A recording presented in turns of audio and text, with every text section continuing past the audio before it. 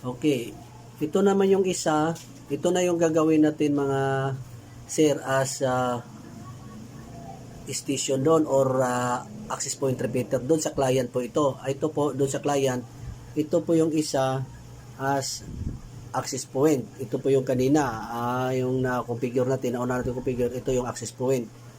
Ngayon, dalawa sila, magta-transmit ito magre-receive doon sa customer natin. Magre-receive po ito at the same time mabobroadcast, kaya ito po yung sinasabi na receive access point repeater siya. Ang mangyayari nito sa second bridging po ang mangyayari nito mga sir, paalala ko sa inyo. Ibi-bridge po natin silang dalawa. From access point to receiver, bridging mode po sila. At the same time, sa secondary station po ito. Ulitin ko po, ito magiging secondary station na magre-receive siya ng wifi natin ang gagaling sa access point papunta dito sa station. Kung wifi broadcaster po ang binobroadcast natin dito sa access point, normally po, wifi broadcaster po ang lalabas po dito sa client natin or sa customer side natin or receiver. Ito na po i-configure natin, secondary antenna. Okay, pansinin nyo mga sir, wala pa tayong nakakonect na wire. I-connect natin to dito sa adapter nya.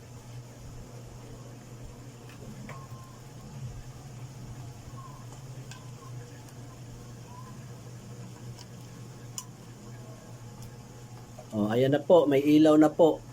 Meaning connected na po siya dito sa direct current natin. Nagkaroon na siya ng ilaw. Kaya i-configure na natin mga katropa as station or secondary station as IP repeater. A few moments later. Buksan naman ulit natin yung browser. Pasok na naman tayo ulit ng IP address, default IP address. 192.168.1. Ito po, default IP address. Enter po tayo. Admin. Hindi muna tayo nagbabago ng IP address para mapabilis mo yung tutorial natin mga sir. Hindi pa tayo matagalan. Pero napanood nyo yung mga nauna kong video kung paano ko pinalitan yung mga personalized password ng mga modem, antenna, sa Ubiquiti at saka sa tinda, nandun po.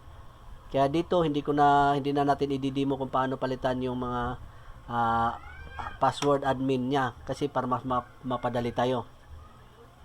Ito na po yung client antenna or receiver antenna na i-deploy po natin to. Pagkatapos po ng configuration sa sunod na video mga katropa pips, actual po natin i-connect ito doon sa client natin. Almost 1 kilometer po. Kulang-kulang po 1 kilometer ang di-deploy natin para ma-extend po natin yung wifi, piso wifi natin doon at saka hotspot bot share. Kaya ang susunod na video, abangan yung susunod na video mga katropa, actual setup. Paglagay natin doon sa antenna sa bahay nila at saka pag setup din natin ng access point antenna. Actual pong mangyayari at saka actual testing po. Napakadali lang na configuration ng compact. Hindi po siya complicated. Ito lang pong napakadaling antenna ang nakikita ko. Bukod sa Ubiquiti Nano M2 at saka ibang antenna ng Ubiquiti, mas mahirap po yun. At saka tinda, ito yung compass ang pinakamadaling configuration. Okay, punta tayo ng wizard. Ito na po yung sinasabi ko, magbi-bridge po tayo. Dahil mayroon po tayong client na magre-receive doon. Itong antenna na to, ilalagay natin sa customer natin o sa client side natin. I-bridge po natin sila. Click natin yung bridge. Hindi po natin to i-click. Pansinin nyo mga sir, hindi natin to i-click yung access point dahil yung isang antenna, kung nasundan yung una kong video, access point po yun. Ito po yung kinlik natin. Ngayon, dito na tayo sa sinasabing station or client or receiver. Tatlo po yun. Para-parehas lang po ang ibig sabihin. Yun po yung nagre-receive doon kung saan nyo ilalagay. Kabilang barangay o kasi sa malalayong antenna, pwede po kahit 3 kilometro hanggang 15 to 25 kilometers, lalo na po sa mga Ubiquiti. Dito po tayo, i-click natin yung station.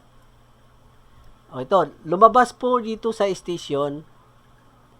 Pag-click natin ng station, napansin nyo mga sir, lumabas po secondary. Click natin yung secondary.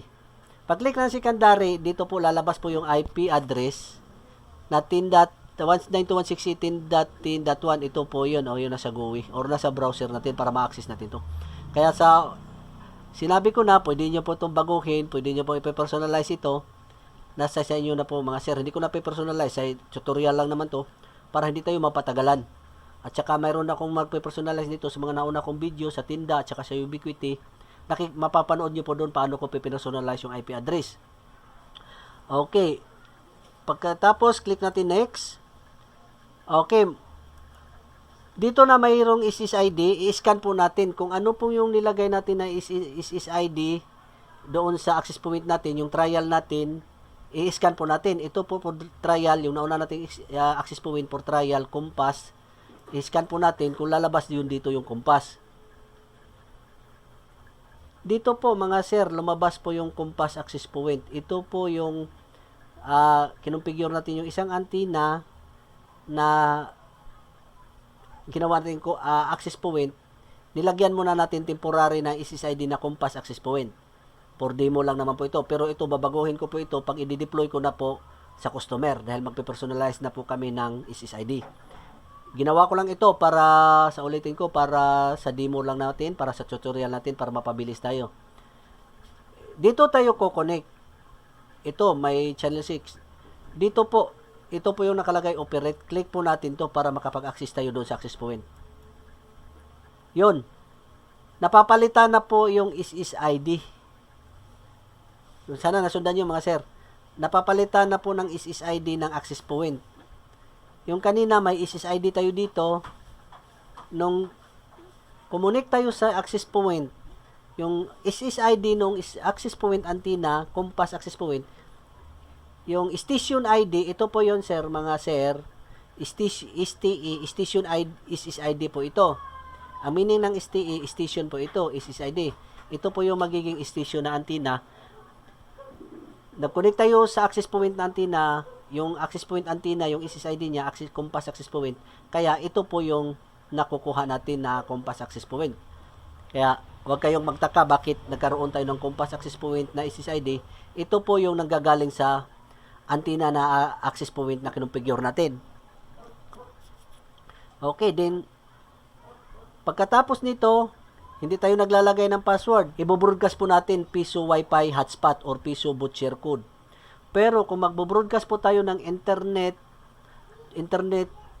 lang po, yung makareceive dun sa customer natin ng internet lang din, meaning maglalagay po tayo ng password para hindi po maka-access yung mga kapitbahay.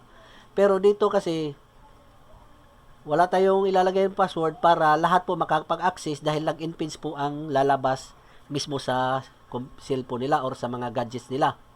At saka ito pong purpose natin na itong tutorial na to or configuration ng antenna for business po ito, for piso Wi-Fi business or for Wi-Fi hotspot business. Okay. Dito sa password wala tayong lalagay. Okay, then click next. Then ito mga katropa, dito na tayo sa wireless setting pagkatapos ng next. Ito po yung local SSID. Pansinin nyo mga sir, yung una natin, station SSID. Ito po yung local SSID. Ano po ibig sabihin nitong local SSID? Dito po tayo maglalagay ng SSID ng antenna natin o receiver antenna natin. Meaning, magre-receive kasi siya, mag-broadcast pa siya. Ngayon, ang i-broadcast na niya, kung ano nang ilalagay na natin dito. Halimbawa, ilalagay na natin dito,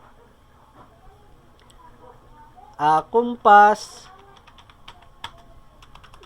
Makikita natin to sa mamaya pag actual natin i-test sa mobile phone, mga katropa. Sundan nyo, step by step tayong gagawin. Ilalagay natin dito sa local SSID or sa SSID ng antenna na receiver, compass client. Okay, para ma-identify natin client, receiver. Para ma-identify natin na ito po yung antenna na to, ito na yung client antenna o receiver or station para mas malinaw mga katropa. Wala tayong password dahil yung access point natin wala pong password kaya hindi tayo maglalagay ng password dahil wala tayong mailagay na password dahil nag-access lang po tayo sa isang access point antenna. Okay, dito sa power 100% wag na tayong baguhin. Then finish. Ito po mga sir, magre-reboot po siya, magko-confirm po siya kaya settings niya i-confirm yung settings kaya isi-save niya yung settings natin. Yun na po, tapos na po tayo mag-configure ng bridging as station AP repeater. Ito na tayo sa network. Hindi mo natin babaguhin yung LAN IP. Tapos DHCP, disable, modify. Isi-save lang po natin.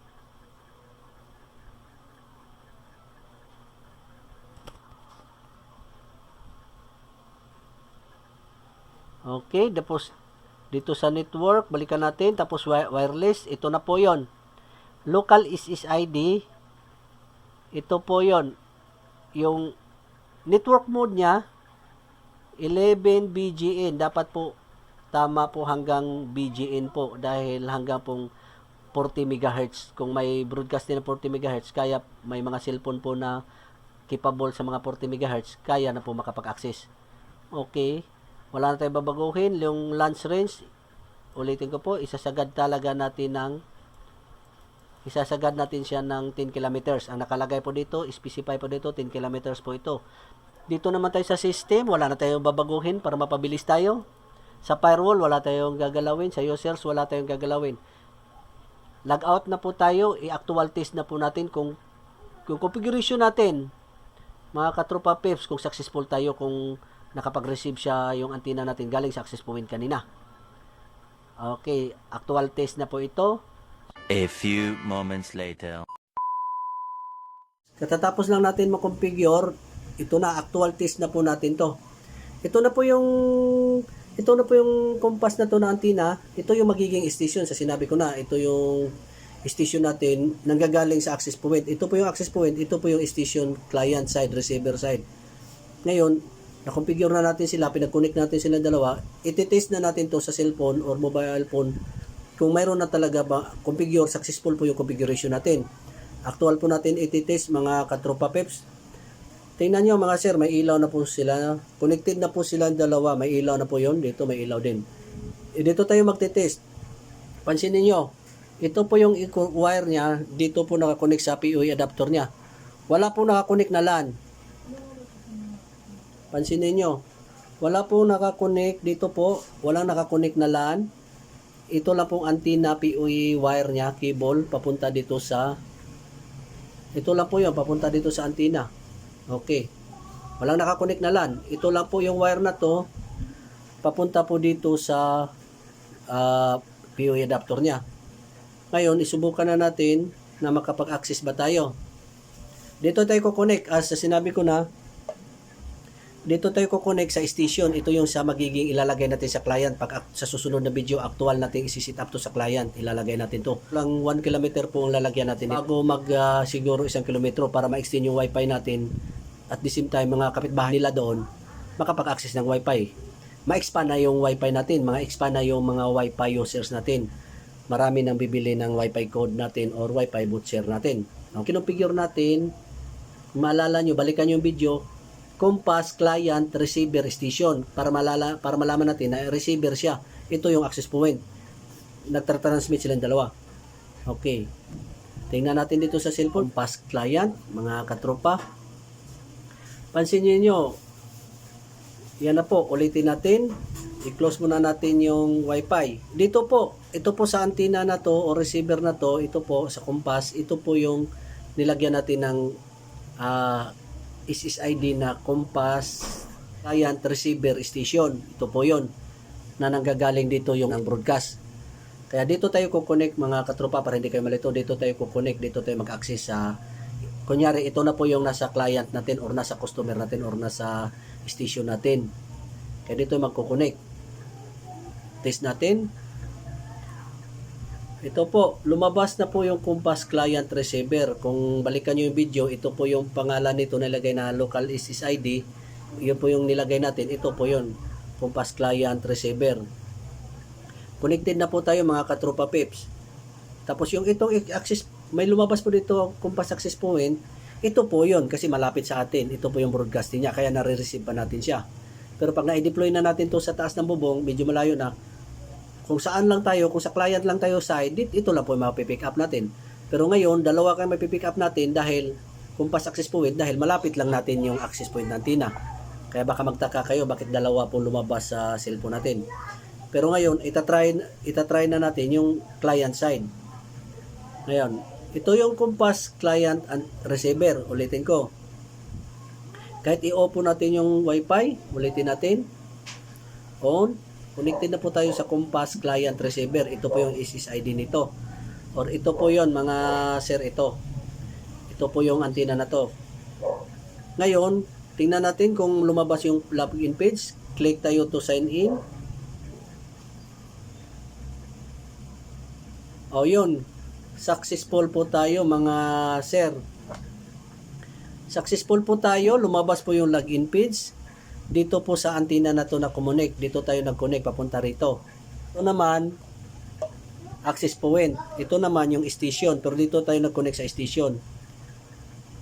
Ito na yung sa client side. Successful po tayo, lumabas po yung login po tayo ng isang code na dito na po tayo nakakonect, no, sa access point. Login tayo ng isang voucher code. In yung login. O yun, successful po tayo.